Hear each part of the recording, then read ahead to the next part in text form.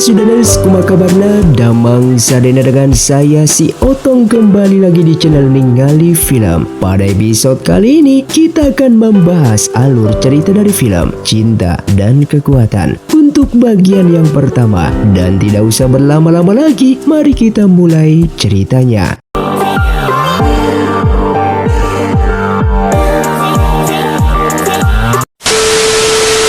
Film pun diawali dengan diperlihatkannya seorang anak kecil bernama Lisuan yang sedang berlari mengejar ibunya ke sebuah tempat.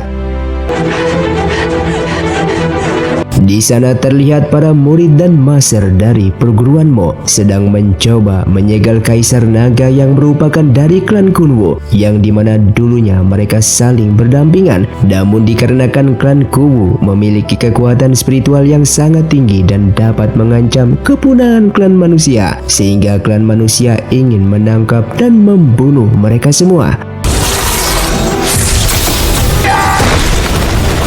Tak lama kemudian, datanglah seorang wanita yang merupakan ibunya Lisuan, sekaligus adiknya Kaisar Naga, yang saat ini ia ingin menyelamatkan kakaknya tersebut. Namun di saat itu juga, ia harus terkena serangan dari Master Z hingga kehilangan nyawanya sendiri. Di saat Kaisar Naga akan dibunuh, tiba-tiba datanglah prajurit elit dari klan Kunwu yang bernama Yuming, yang langsung menyelamatkan Kaisar Naga dengan cara menyegelnya dan mengorbankan nyawa dirinya.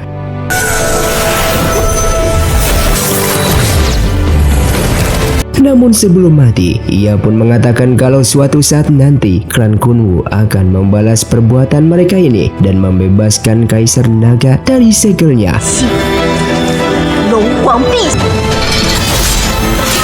Setelah pertarungan itu selesai, terlihat Lisuan yang sangat marah dikarenakan ibunya yang telah dibunuh oleh Master Z, dan pastinya ia akan membalaskan dendam.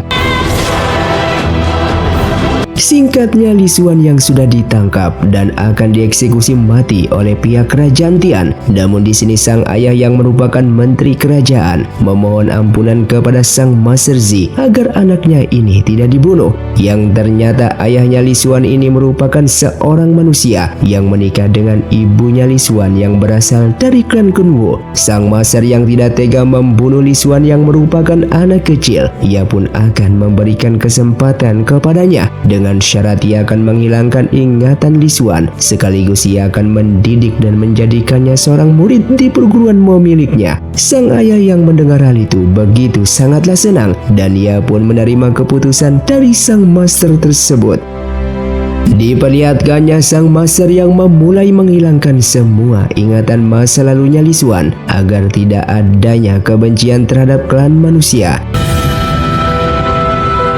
Dan singkatnya, belasan tahun kemudian, terlihat Lisuan yang sudah tumbuh dewasa dan dibesarkan di istana kerajaan Tian, sekaligus dididik oleh sang master. Namun walaupun begitu, Lisuan tetap menjadi anak yang nakal. Sementara di istana, diperlihatkannya seorang pria yang merupakan pangeran pertama dari kerajaan Tian, dan hari ini ia akan melakukan prosesi pelantikan menjadi putra mahkota. Namun di sini ia memerintahkan prajuritnya untuk tetap selalu di sampingnya, dikarenakan ia yang mengetahui Lisuan yang selalu menjahili dirinya.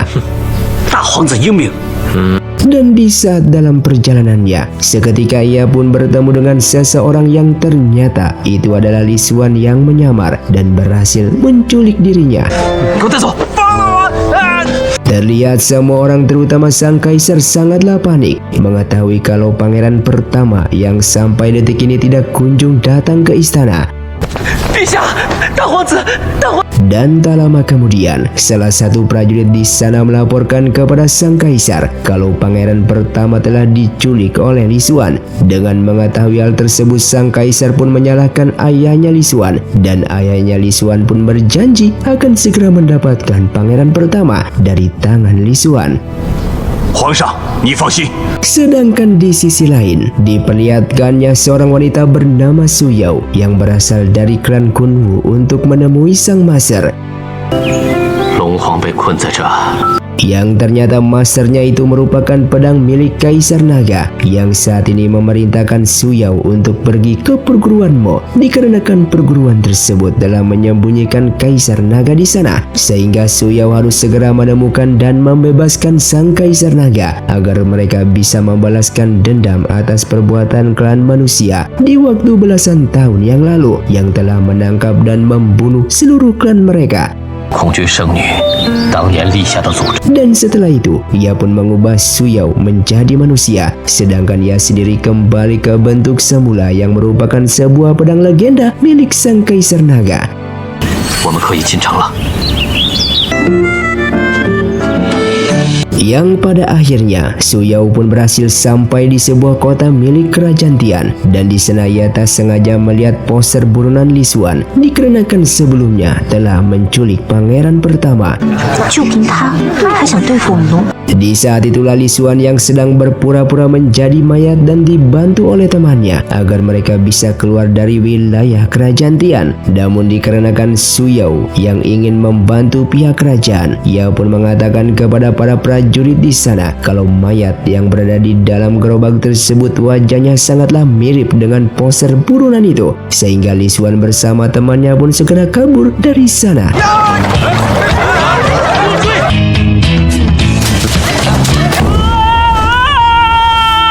Li Xuan yang merasa tenang dikarenakan telah berhasil kabur dari prajurit kerajaan, namun ternyata Master Z telah mengetahui keberadaannya dan membawanya kembali ke tempatnya. Yang pada akhirnya ia pun dihukum oleh sang ayah dan menasehatinya untuk tidak membuat ulah kembali, dikarenakan Li Xuan bukan seorang warga biasa, melainkan menjabat sebagai pelindung kerajaan yang memiliki pelakat rahasia milik kerajaan. Setelah itu sang ayah pun ditemui oleh sang master dengan mengatakan kalau esok hari ujian perguruan akan segera dilaksanakan dan ia berharap Li Xuan mengikuti ujian tersebut, walaupun Li Xuan saat ini sudah menjadi muridnya, dikarenakan ujian murid baru ini bertujuan untuk mencari murid-murid yang hebat dan memiliki spiritual yang tinggi, karena sebentar lagi kebangkitan Kaisar Naga akan terjadi dan pihak kerajaan membutuhkan orang-orang tersebut untuk membunuh Kaisar Naga. 族从未有任何异动。 Singkatnya esok hari pun tiba. Diperlihatkannya para peserta murid baru perguruan maupun sudah tiba yang berasal dari berbagai wilayah. Salah satunya adalah Meiran yang merupakan anak dari seorang menteri kerajaan Tian yang terkenal sombong dan arogan. 本小姐就坐这儿了。 Tak lama kemudian, datang juga seorang wanita bernama Yun San yang merupakan seorang putri dari kerajaan Guo yang kedatangannya ke sini ingin menjadi murid dari perguruan Mo tersebut. Namun dikarenakan ia yang tidak menyukai tingkah Meiran yang sombong itu, sehingga pertarungan pun terjadi di sana.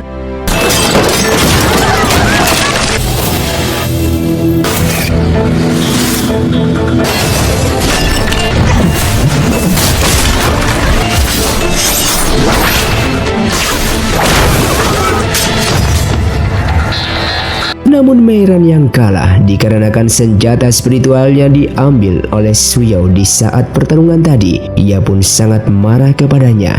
什么呀？你们干嘛？ Dan secara kebetulan, Li Xuan juga datang yang langsung melihat Su Yao di sana dengan menyadari kalau wanita itu merupakan orang yang di waktu dulu telah memberitahukan identitasnya yang sedang menyamar menjadi mayat, dan mulai saat ini ia pun akan membalas perbuatannya tersebut agar ia bisa keluar dari kota ini, dan mulai saat ini ia pun akan membalas perbuatannya tersebut. Singkatnya ia pun berhasil menangkap Su Yao dan mengerjainya dengan lebah penyengat. Lalu ia pun pergi dari sana.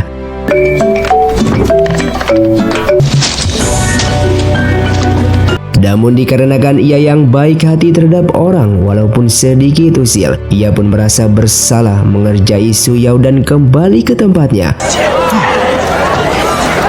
Terlihat Su Yao yang akan disengat oleh lebah-lebah itu. Dengan segera ia pun menyelamatkannya, yang membuatnya harus mendapatkan sengatan dari para lebah tersebut.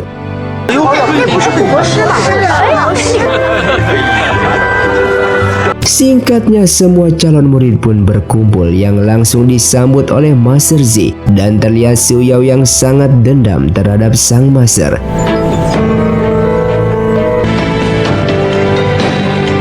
Bahkan pangeran kedua dan para menteri kerajaan pun menyambut mereka dengan menjelaskan tujuan murid baru ini diadakan untuk bertarung melawan klan Kunwu yang sebentar lagi akan bangkit dan menyerang klan manusia. Oleh karena itu, pihak kerajaan bersama perguruan Mo menginginkan calon murid-murid yang memiliki kekuatan spiritual tinggi. Namun anehnya di sini Li Xuan justru tidak terlihat, yang seharusnya ia berada dengan mereka.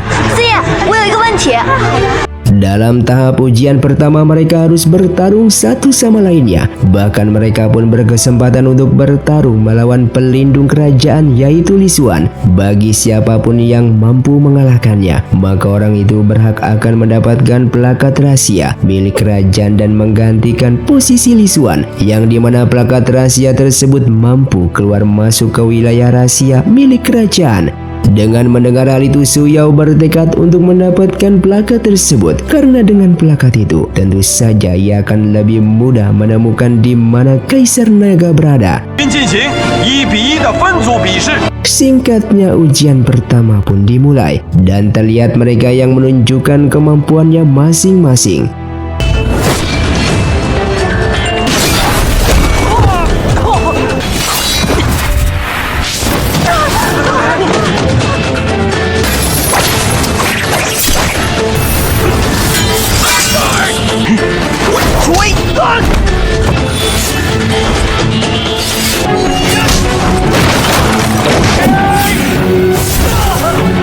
Sementara itu Li Xuan ternyata masih tidur, dan sang ayah yang mengetahui hal itu langsung membangunkannya karena Li Xuan merupakan pelindung kerajaan yang harus berada di sana.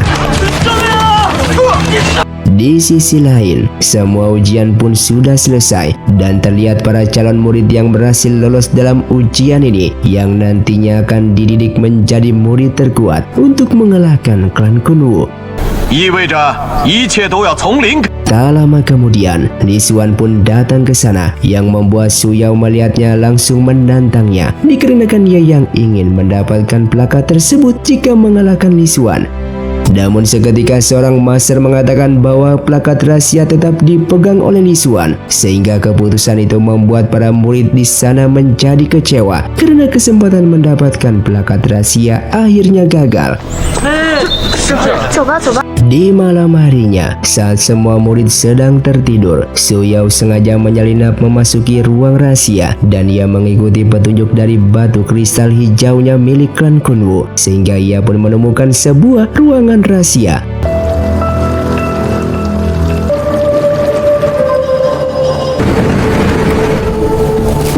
Bahkan secara bersamaan Li Xuan juga memasuki ruang rahasia tersebut dan bertemulah mereka berdua di sana. Yang ternyata Master Z juga datang ke sana dan Li Xuan pun berhasil menyelamatkan Su Yao. Namun ia harus mendapatkan hukuman dari sang master karena telah memasuki ruangan rahasia ini.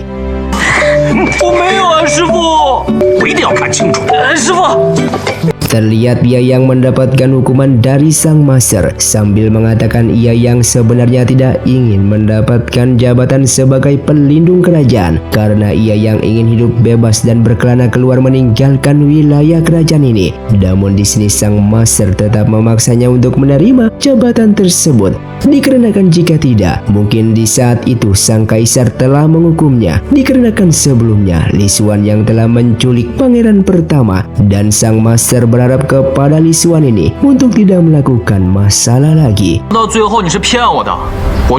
Keesokan harinya, perguruan Mo kedatangan pangeran pertama yang merupakan putra mahkota, dan putra mahkota ini meminta agar murid putri menghiburnya dengan tarian. Dan ternyata tarian Su Yao berhasil membuat putra mahkota ini terpesona melihatnya.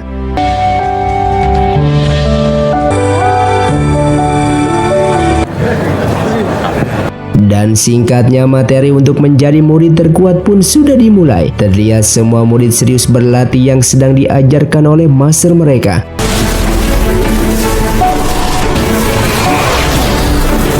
namun tidak dengan Li Xuan. Li Xuan terlihat bermalas-malasan, bahkan ia sering tertidur di saat jam pelajaran yang membuat semua master menjadi kesal terhadap sikapnya itu. Setelah itu dalam sebuah kesempatan, Su Yao mendapatkan undangan dari putra mahkota yang ingin bertemu dengan Su Yao untuk membicarakan sesuatu. Dan ternyata di tempat itu juga ada pangeran kedua yang melihat mereka. Di sini pangeran kedua mengetahui rencana putra mahkota yang akan mengundang Su Yao ini. Dan terlihat pangeran kedua ini sedang merencanakan sesuatu. Kemudian bertemulah Su Yao dengan putra mahkota yang menyampaikan rencananya ingin mengundang Su Yao untuk menari di istana. Namun belum lama mereka berbicara, tiba-tiba beberapa pasukan misterius datang menyerang dan berusaha membunuh putra mahkota. Di sini Su Yao yang ingin melindungi putra mahkota, dengan kekuatan spiritualnya ia pun mampu membunuh pasukan misterius tersebut.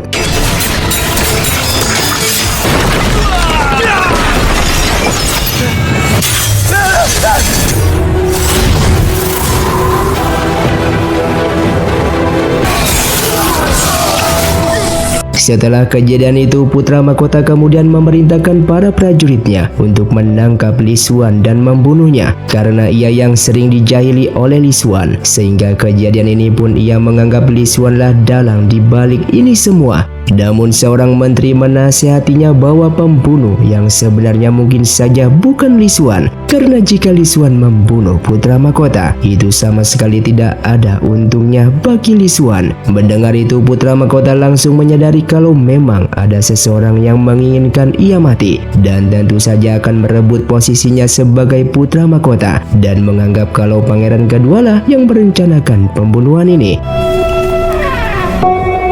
Sedangkan pangeran kedua sangat terkejut setelah mengetahui seluruh pasukan elitnya tewas dan mencari tahu siapa orang yang dengan mudahnya membunuh pasukannya tersebut. Kemudian pengawalnya pun memberitahukan pangeran kedua kalau yang telah membunuhnya adalah Su Yao, sehingga mereka pun akan mencari tahu siapa Su Yao sebenarnya, karena kalau murid biasa tidak mungkin membunuh pasukan elit mereka. Keesokan harinya Su Yao pun mendapatkan sebuah pesan dari Li Xuan yang ingin bertemu Su Yao di Pavilion Bai, yang merupakan tempat terlarang bagi siapapun untuk masuk ke sana karena tempat tersebut terdapat monster legenda yang tersegel ribuan tahun. Namun Su Yao yang tidak mengetahuinya langsung memasuki tempat tersebut.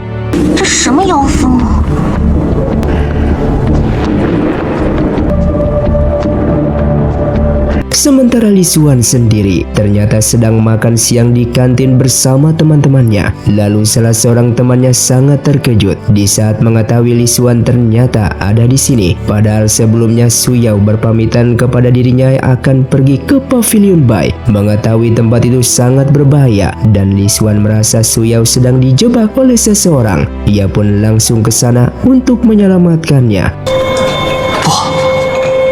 Terlihat Su Yao yang sudah memasuki tempat terlarang itu bertemu dengan seorang pria yang merupakan monster legenda tersebut. Monster ini sangatlah ganas dan selalu ingin memakan manusia, dan ia tersegel di tempat ini selama ribuan tahun. Namun di sini ia justru menyuruh Su Yao untuk bermain catur, yang ternyata catur itu merupakan sebuah kode rahasia segel tempat tersebut. Bagi siapapun orang yang menang dalam permainan catur ini, maka monster legenda ini akan terbebas dari segelnya. Namun jika kalah, maka orang itu akan dibunuh dan dimakan olehnya.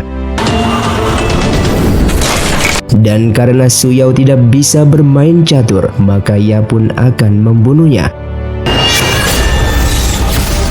Namun beruntungnya Li Xuan bersama pengawalnya datang menyelamatkannya, dan pengawal Li Xuan pun berhasil ditangkap oleh monster tersebut. Di sini monster legenda itu mengatakan kepada Li Xuan, apabila Li Xuan berhasil memecahkan permainan catur, maka dirinya akan membebaskan teman-temannya. Namun jika tidak, maka teman-temannya akan dibunuh dan dimakan.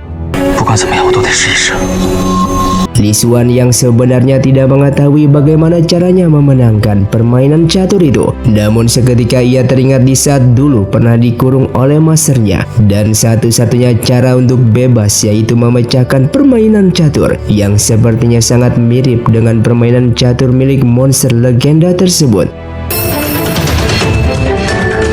Li Xuan yang polos, ia pun berhasil memecahkan permainan catur tersebut, dan monster legenda itu pun berhasil kabur dari tempat itu.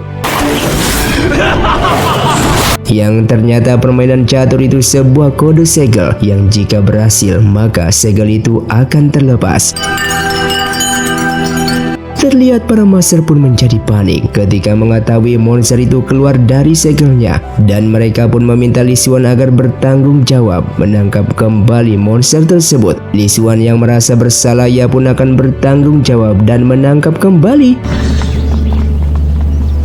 Sedangkan di sisi lain, monster legenda itu sedang melakukan kekacauan di mana-mana. Kemudian datanglah Li Xuan bersama teman-temannya yang kemudian mencoba menjebak monster legenda tersebut.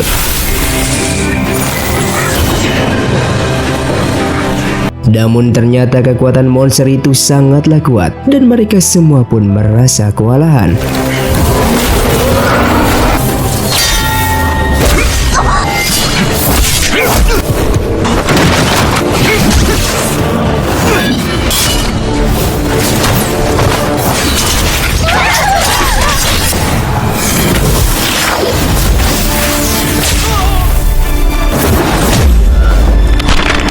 Di saat mereka sedang terdesak melawannya, seketika Yu Feng pun datang ke sana, yang merupakan seorang pangeran dari kerajaan Guo sekaligus kakak dari Putri Yunsan.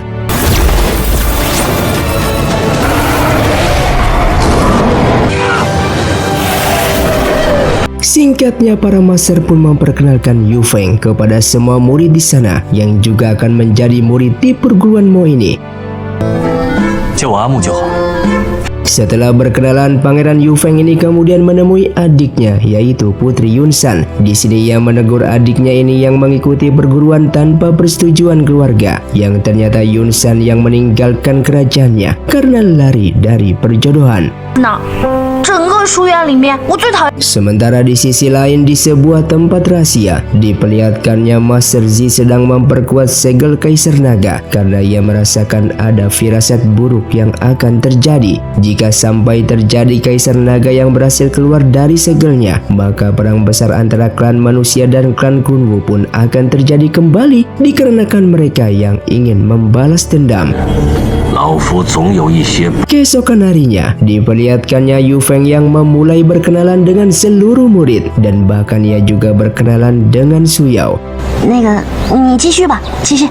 Di kesempatan itu, Yu Feng pun menawarkan pada Su Yao untuk mencoba mempelajari memanah dengan menggunakan busur panahnya, yang secara kebetulan Li Xuan yang melihat mereka berdua semakin dekat, yang seketika ia pun merasa cemburu. Setelah itu terlihat masternya Su Yao pun memperingatinya agar tidak jatuh cinta kepada siapapun karena misinya adalah membebaskan Kaisar Naga dan tidak ada misi lain selain itu. Lalu Su Yao mengatakan bahwa dirinya belum bisa menemukan pelakat rahasia tersebut karena hanya dengan pelakat itulah maka ia akan bisa memasuki ruang rahasia, sehingga ia pun berjanji akan segera mencari pelakat tersebut untuk menemukan Kaisar Naga. Di malam harinya, dengan segera ia pun menyelinap ke kamar Li Xuan untuk mencari pelakat rahasianya. Namun ia tak menemukan pelakat itu dan justru membangunkan Li Xuan. Keesokan harinya terlihat pangeran kedua bersama pengawalnya sedang membicarakan Su Yao. Mereka sudah mencurigai jika Su Yao merupakan orang dari klan Kunwu. Ia kemudian mengundang Pangeran Yu Feng dari kerajaan Guo. Dalam pertemuan itu ia mengajak kerjasama dengannya untuk memastikan apakah benar Su Yao berasal dari klan Kunwu atau bukan. Setelah itu Yu Feng pun menemui Su Yao dan mengajaknya ke tempat penyiksaan orang-orang dari klan Kunwu. Di saat Su Yao melihat orang-orang klan Kunwu sedang disiksa, seketika merasa kesal dan ingin menolong mereka, yang membuat Yu Feng menyadari kalau Su Yao ini memanglah berasal dari klan Kunwu. Namun di sini ia mengatakan bahwa dirinya tidak peduli identitas Su Yao yang sebenarnya. Yang terpenting baginya adalah Su Yao teman yang baik. Tak lama kemudian, datanglah seorang pria yang membunuh para prajurit kerajaan tersebut, dan ternyata ia merupakan seorang jenderal dari klan Kunwu yang bernama Tuan King.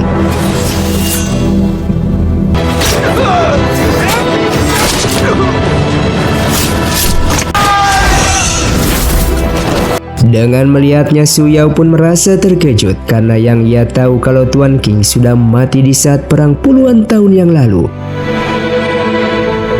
Pangeran Yu Feng kemudian mengajak Su Yao dan seluruh tawanan lainnya untuk bersembunyi di tempat yang aman.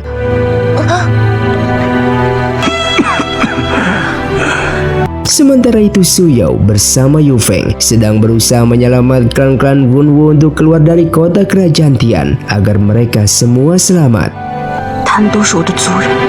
Terlihat salah satu prajurit milik Yu Feng sesaat menegurnya dikarenakan tindakan ini sangatlah beresiko. Namun Yu Feng mengatakan bahwa kerajaan Guo sudah berhubungan baik dengan klan Kunwu, yang tentu saja apabila klan Kunwu dalam kesulitan maka ia harus menolongnya.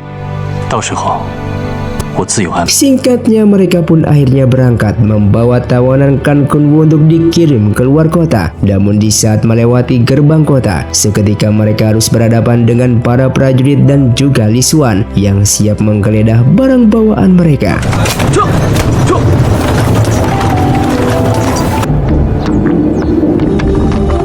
Namun setelah Li Xuan menggeledah kereta kuda mereka, ia pun mengatakan bahwa di kereta kuda itu tidak ada apapun dan memerintahkan prajurit di sana untuk meloloskan kereta kuda tersebut. Yang sebenarnya Li Xuan ini sudah mengetahui kalau di dalam kereta itu sedang mengangkut para tawanan dari klan Kunwu untuk melarikan diri dari kota kerajaan Tian. Namun ia merasa tidak tega dan membiarkan mereka terus berjalan untuk melanjutkan perjalanannya.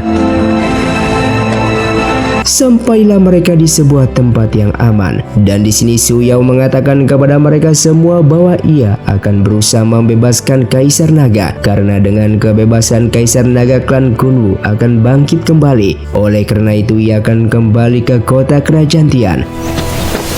Sementara itu, Li Xuan yang mengetahui kalau Su Yao menyelamatkan orang-orang dari klan Kunwu, ia pun mempertanyakan siapa Su Yao tersebut. Singkatnya, beberapa hari kemudian diperlihatkannya para murid di sana sedang bermain bola, dan Mei Ran yang tidak menyukai Su Yao, ia pun menggunakan senjata jarum beracun untuk mengalahkan tim dari Su Yao ini. Namun Su Yao yang berhasil mengembalikan senjata itu hingga mengenai wajah Mei Ran. Sesaat Mei Ran pun menuduh Su Yao bermain curang dengan menggunakan jarum beracun, yang padahal sebenarnya jarum beracun itu adalah miliknya sendiri. Saat Su Yao mengatakan kepada Li Xuan bahwa jarum beracun yang sebenarnya adalah milik Mei Ran, tiba-tiba Mei Ran datang dan memukul Su Yao hingga tercebur ke dalam danau. Li Xuan yang melihatnya langsung menolong Su Yao, namun ternyata arus di dalam danau itu sangatlah deras dan keduanya hilang, terbawa derasnya arus misterius yang berada di bawah danau tersebut.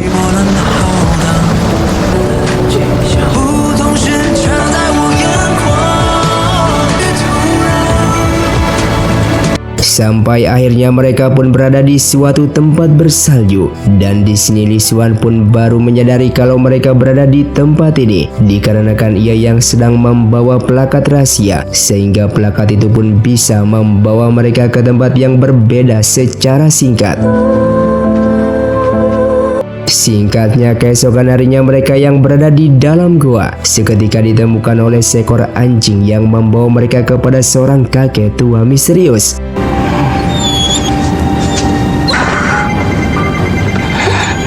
Sang kakek mengatakan kalau ia sudah memasuki air sampai mendidih untuk memasak mereka berdua, yang membuat mereka berdua ini pun menjadi sangatlah terkejut.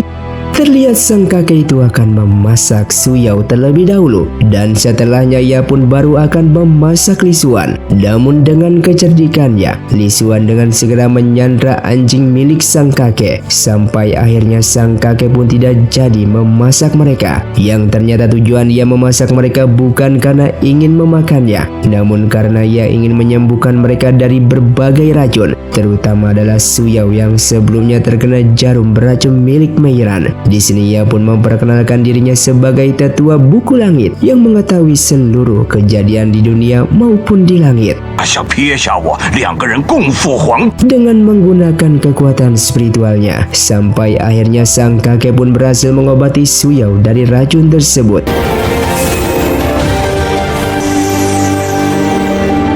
Sementara itu putra mahkota yang sangat membenci Li Xuan sejak dulu, dan ketika mendengar Li Xuan jatuh ke danau, bukannya ia merasa sedih, namun ia justru merasa senang. 自然得吊唁一番呢。走。 Dengan segera ia pun mendatangi danau tersebut sambil mengatakan kepada semua orang yang berada di sana bahwa Li Xuan sebenarnya terkena karmanya sendiri. 对本太子无礼了。殿下息怒。 Sementara keadaan Li Xuan saat ini sedang bersama sang kakek, dan di saat ia meminta sang kakek agar menunjukkan jalan keluarnya, seketika sang kakek sedang menangis karena mengenang kejadian 20 tahun yang lalu yang diperlihatkannya di masa lalu ada seorang anak bayi perempuan yang saat itu diculik oleh seorang penjahat. 其实也挺可爱的。你这说呀。 Kakek itu pun menangisi nasib bayi tersebut yang ternyata saat ini sang kakek pun menginginkan seorang bayi. Oleh karena itu, ia pun mempunyai rencana yang membuat Li Xuan dan Su Yao menjadi terkejut, yaitu sang kakek meminta agar Li Xuan dan juga Su Yao menikah di tempat itu juga dan mempunyai seorang bayi. Tentu saja mereka berdua ini belum bisa memutuskan, namun sang kakek terus memaksa bahkan mengancam akan membunuh Li Xuan jika mereka tidak mau menikah. Dan sampai akhirnya dengan terpaksa keduanya pun menuruti permintaan sang kakek. Singkatnya mereka pun akhirnya dinikahkan oleh sang kakek. Namun terlihat Su Yao ini masih tidak percaya akan pernikahan mereka ini, karena memang tujuan dari awal ia hanya untuk membebaskan Kaisar Naga, dan ini pastinya akan menimbulkan masalah jika sampai diketahui oleh masternya. Dan film pun bersambung. Terima kasih untuk kalian yang sudah menonton video ini sampai habis. Sampai jumpa di video selanjutnya. Saya pamit dari Ningali Film. Saya undur diri dan salam Sundaners.